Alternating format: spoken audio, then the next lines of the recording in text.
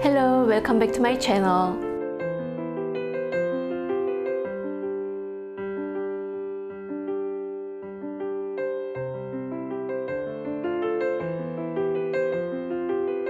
It's Sarah here with another tutorial. But before I begin, I must say a very big thank for all your help in reaching 20k subscribers. I couldn't believe how much our incredible community has grown, and it's all thanks to you. Please keep liking, subscribing, and ringing the bell so that we can continue to spread the sewing therapy love. Today's tutorial is for the very popular Pinnacle top by Papercut Patterns. It's so fantastic that with one pattern, you can make 3 variations of this top.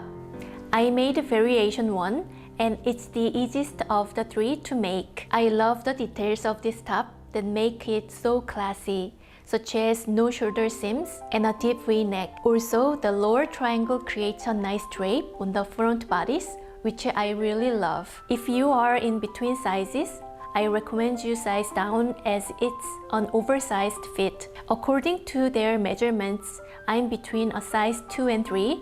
I made a size 3 and it's a bit too oversized, but I still love it. Let's get started!